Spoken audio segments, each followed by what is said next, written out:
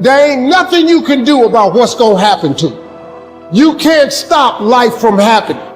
You can do something about it. Life is 10% what happened to you, is 90% what you do about it. You got to stop tripping every time something happened to you like it's the end of the world. It ain't. Just change your mindset. If you change your attitude, you change your altitude. I saw working out as a way for me to build calluses on my mind. I had to callous over the victim's mentality. I always equated training to mental toughening. Like, it always looked brutal. People waking up early and doing all these things, and it looked horrible. I was like, wow, man, I gotta start doing that. Not to get better, bigger, and stronger, but that is what's gonna build me. That looks uncomfortable. That looks brutal. And getting up early, I don't wanna do that. So I made this long list of things I don't wanna do. And through that, I found myself. So I started seeing myself very differently than the average human being. I was like, hang on a second. I have something they don't have. And that's when I started to develop these things through working out. It was this great, never-ending work ethic. And through work ethic, I developed self-esteem. I believe that everybody has a gift. Every single human out there listening right now, you have a gift. You cannot be great being a lesser version of what already exists. You can only be great when you execute against your own potential and do your own development. And that means getting up there and looking like a clown. And it means taking little bitty steps forward every single opportunity you get. Make your luck. You gotta make your luck. And if you make it, if you keep putting forth the maximal effort, that luck's gonna come. You're gonna make your luck happen. We lie to ourselves. We don't tell ourselves the way things really are. And when we do that, then we can't fix our problems. We have to be truthful to ourselves. Have to stop rationalizing, stop making excuses, stop telling yourself little watered down assessments of where you're really at. Tell yourself the truth. You're gonna lose everything. You won't come out of this. You're not smart enough. You're not bright enough. You waited too late. You should have started younger. Those are the kind of voices that we all live with.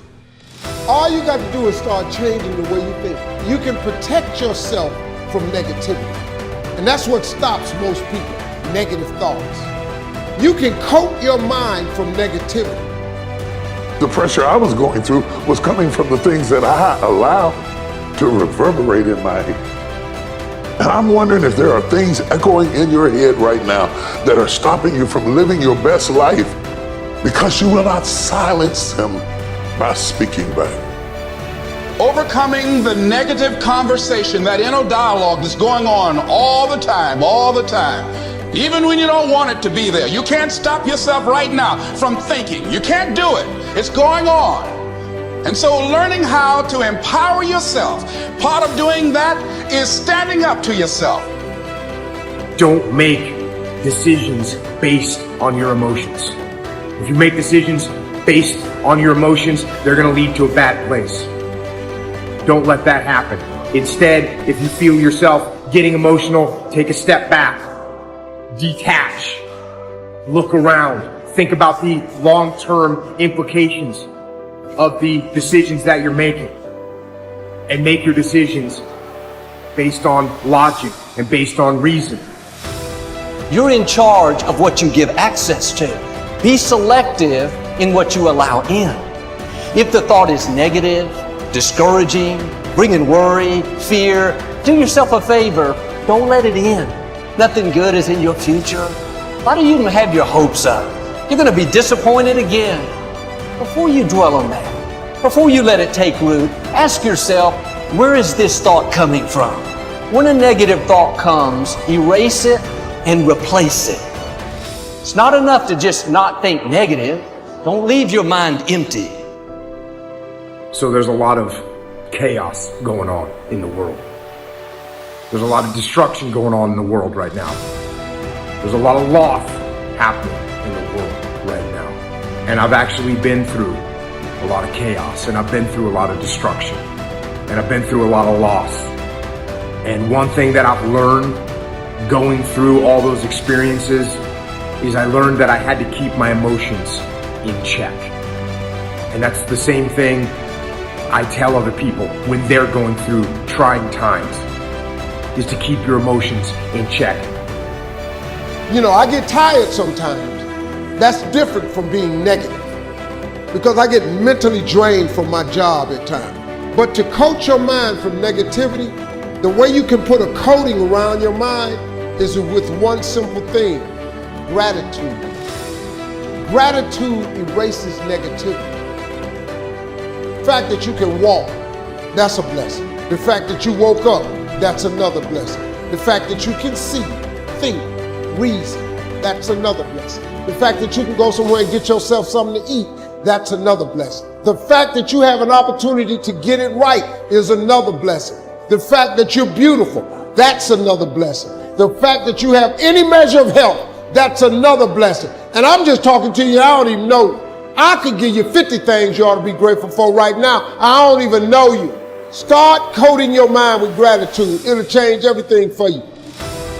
No matter how good of a person you are, how much faith you have, you'll never get to the place where negative thoughts don't come. Discouraging thoughts.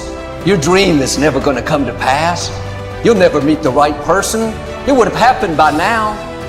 Thoughts of worry. The enemy's main tools are deception and lies. Your mind is the bullseye of his target. If he can control your thinking, he can control your life. You can't stop negative thoughts from coming, but here's the key. Just because a thought comes doesn't mean you have to think it. You control the doorway to your mind. Motivation is a feeling that comes and goes, and it doesn't matter whether it's there or not. Discipline is infinitely more important. So no matter how you feel, get up and do what you're supposed to do. That's it. And that's discipline. It's not motivation. If you only did what you were supposed to do when you were motivated to do it, that's leaving it to chance. But if you're disciplined, you go do what you're supposed to do. That's the way it works. If you want to be the best, you watch the best. You look at the best. You watch them and you have their lifestyle. Don't be like this, have their lifestyle, and it'll take you anywhere you want to go. That's the only way you ever get where you want to go. You have to take a path that's dangerous, and most people want to take the safe path. The safe path leaves you stuck in quiet desperation. Almost every time, it's hell. It's more important to own your weaknesses. You got to really triple down on those, man. Because why? You want to become a full human being. We like to run away from weaknesses. Like for instance, if you're good at running, all you want to do is run. If you're great at reading, you have several books. But we don't do those things that we're not good at. So for me, I realized, man, like I keep on running away from these things I'm not good at. I have to dive into these things. I have to become one with these things. So I own them both. It was a beautiful awakening. It's like when you're living in your parents' home, they are the enemy. You know, everything you don't do right is because of them. And then when you're on your own and you had to say, you start making mistakes that you made when you were at home, it's like you can't put it on mama now. Mama not with you no more. You can't put it on daddy and say, my father was too hard. I had a curfew. You know what I'm saying? They wouldn't let me party past 12. Like I had all these excuses why I wasn't successful because of my parents. You finally have what you always wanted, control over your life, and you're getting the same results. If you really want to change, you have to take personal responsibility. I think the company is where it is, and people follow me because they don't hear a bunch of excuses. They hear, yo, E, you coming at me hard, but it's the truth. Like, I know what I'm doing wrong, and I just need to make the adjustment. So I would say personal accountability and personal responsibility is what took me from being homeless and a high school dropout to the #1 motivational speaker in the world.